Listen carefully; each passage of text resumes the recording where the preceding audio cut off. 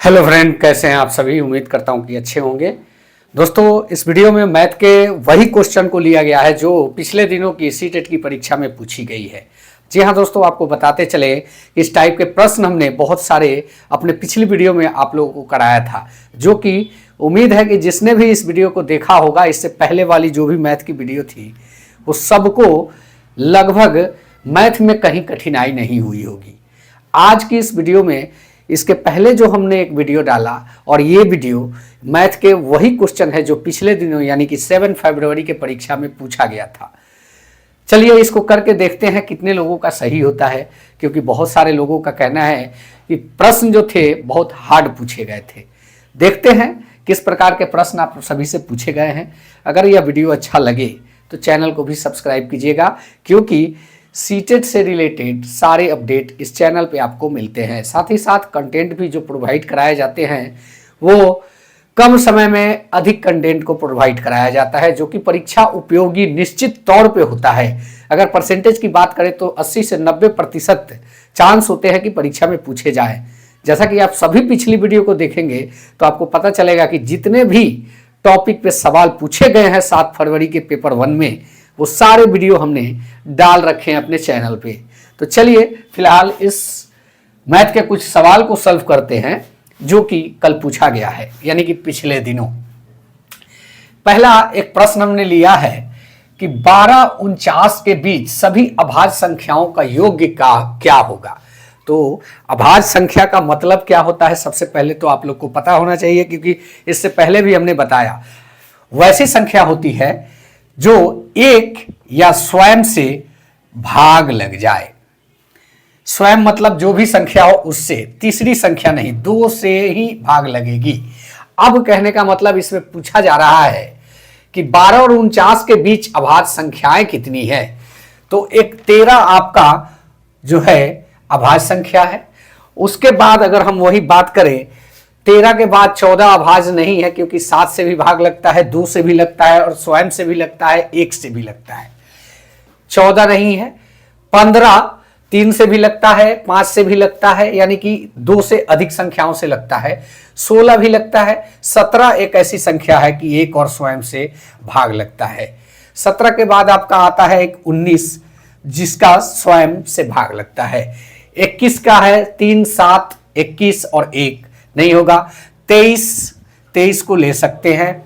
24, 25, 26, 27, 28, एक 29 ऐसी संख्या है जिसमें जो है सभी से भाग नहीं लगते। 29 के बाद अगर हम बात करें तो 30 नहीं होगा। 31 में क्या है कि स्वयं से भाग लगेगा और 1 से लगेगा।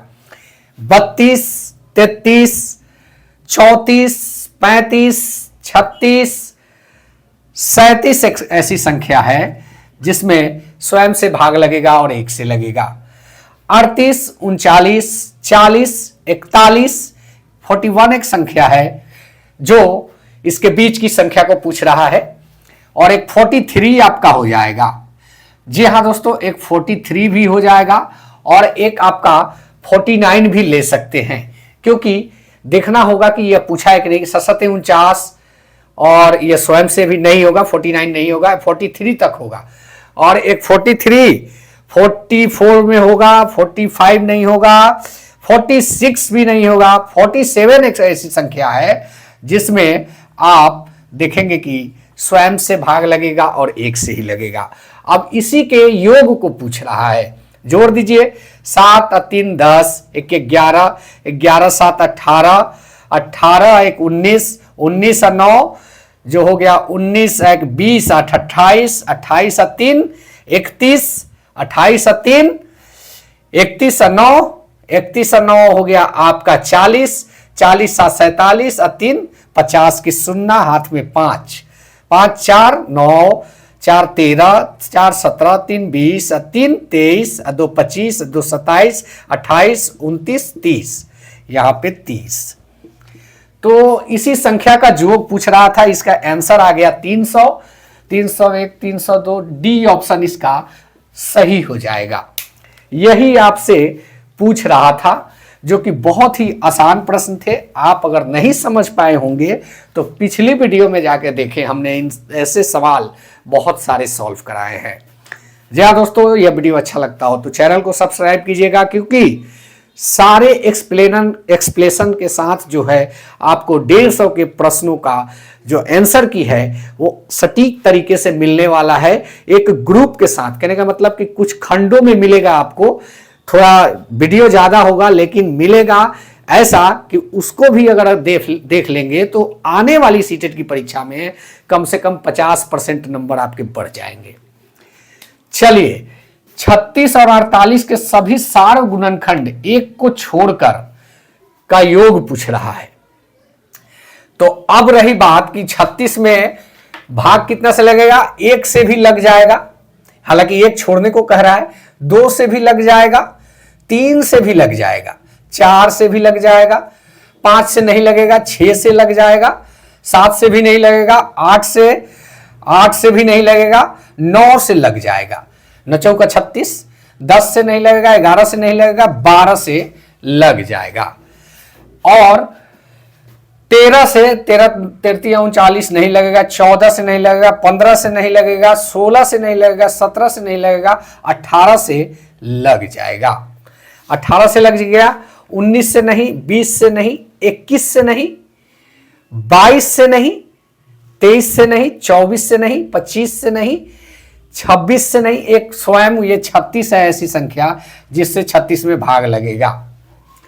अब यह पूछ रहा है कि इसके बाद 48 के सभी सार गुणनखंड, तो 48 में भी आपका 1 से भाग लग जाएगा, 2 से भी लग जाएगा, 3 से भी लग जाएगा, 3 से भी लग जाएगा, और 4 से भी लग जाएगा, 4 से भी लग जाएगा, 5 से नहीं लगेगा, 6 से 8 6 48, 6 से लग जाएगा, 7 से आपका नहीं लगेगा, 8 से 8 6 48 लग जाएगा, 9 से नहीं लगेगा, 10 से नहीं लगेगा, 11 से नहीं लगेगा, 12 से लगेगा, 13 से नहीं लगेगा, 14 से नहीं लगेगा, 15 से नहीं लगेगा, 16 से एक आपका लग जाएगा, सुरतियां 48, 17 से नहीं, 24 से एक ही बार जाके लगेगा, 24 से लग जाएगा, और 24 के बाद जो है आपका एक ही बार चले जाइए, 48 एक ऐसी संख्या है जो स्वयं से इसमें भाग लगेगा। तो कहने का मतलब इसमें कह रहा है कि कॉमन फैक्टर को छांट के जोड़ना है, उसमें 1 को छोड़ देना है, तो 1 को पहले मिटा दीजिए, 1 मिटा दीजिए, 2 कॉमन है, 2 दोनों में है, 3 भी कॉमन है, दोनों में है, 4 भी कॉमन है, दोनों में है, 6 भी कॉमन है, दोनों में है। अब एक आपका कौन सा कॉमन है, 12 कॉमन है, 6 के बाद 9 नहीं है, 12 एक कॉमन है, इसको ले लेंगे, क्योंकि जो संख्या दोनों में है उसी को लेने कहा है। तो कहने का मतलब कि इसको अब जोड़ने कह रहा है, तो जोड़िए, 2 6 8, 8 4 12, 12 3 15, 2 17 का 7, हाथ में 1 और 1 1 2, 27 इसका सही आंसर आ रहा है, डी ऑप्शन इसका सही है। ऐसे ही सवाल आपसे कल पूछे गए हैं, जो कि ये सारे समझिए तो आपको आंसर की का काम करेंगे, ऐसे ही प्रश्न आपसे पूछे गए हैं। अब वही बात करेंगे, ये हालांकि बड़ा लंबा सा सवाल है, इसको भी हम लोग कर लेंगे।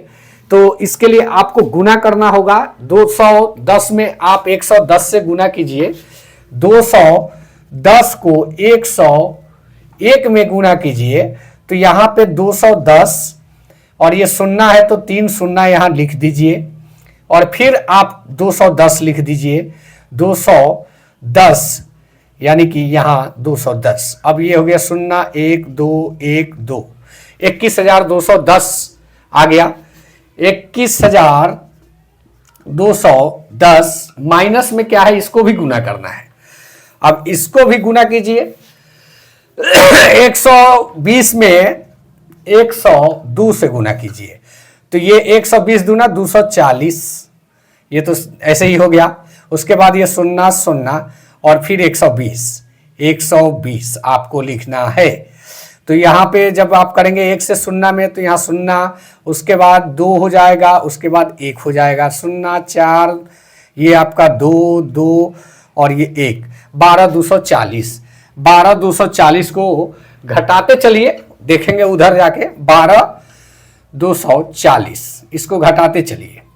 0, 11 में से 4 गया 7, यहां बचा 1, 11 में से 2 गया 9, यहां बचा 10, यानी कि 20, यहां 8,970 इसका आया इधर वाले का। अब बराबर के चिन्ह में देखेंगे कि कितना आ रहा है। 104 को 99 से कीजिए, 104 को 99 से कीजिए तो 9 चौका 36 के 6 हाथ में 3 और 10 9 90 3 93, 93 यहाँ लिख दीजिए। वही बात करते हैं कि फिर यहाँ है तो इसको भी 936 लिख दीजिए, 936 सीधा ऐसे ही लिख दीजिए। यहाँ बचा 6 9 और 9 3 12 के 2 हाथ में 1 9 10 10 296। अब इसको कह रहा है कि घटा के देखिए कितना आ रहा है। 10 296 माइनस 8,970, 6 3 12 में से 9 गया 3, यहाँ 9 में से 1, 1336 आ रहा है। 1336 बी ऑप्शन इसका सही है।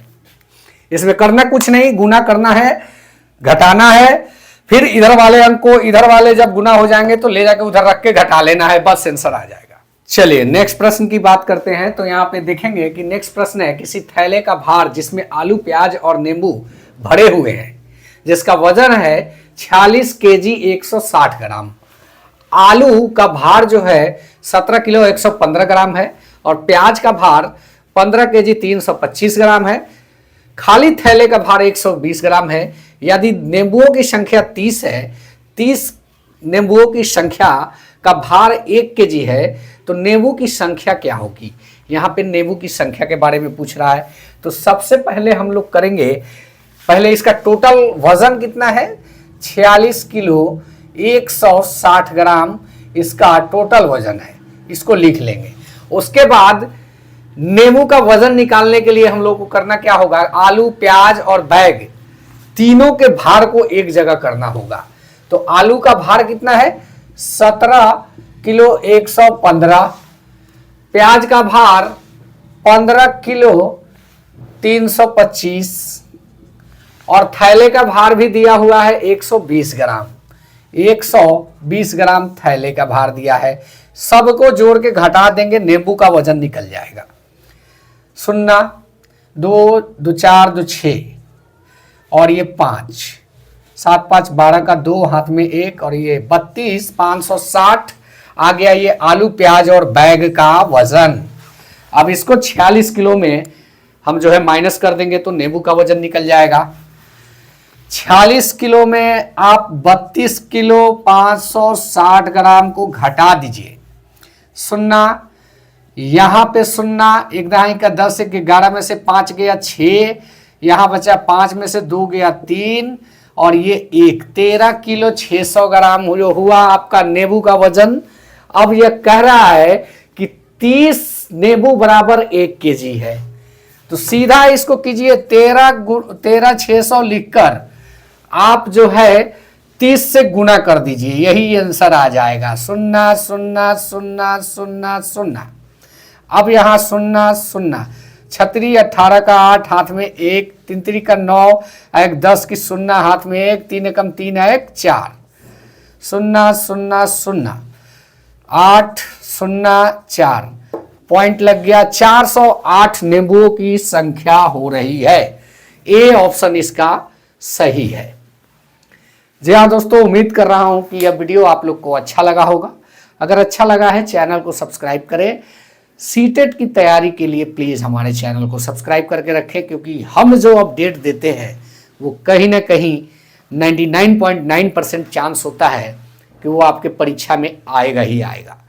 इसका एग्जाम्पल है कि पिछली जितनी भी मैथ्स की वीडियो है 1 महीना से 2 महीना के भीतर, वो आप जाके देखें, सारे प्रश्न हमने कराए हैं और वो परीक्षा में आया हुआ है। जी हाँ दोस्तों, चैनल को सब्सक्राइब करें और मिलेंगे नेक्स्ट वीडियो में नेक्स्ट सॉल्व के साथ, क्योंकि पेपर आज भी है।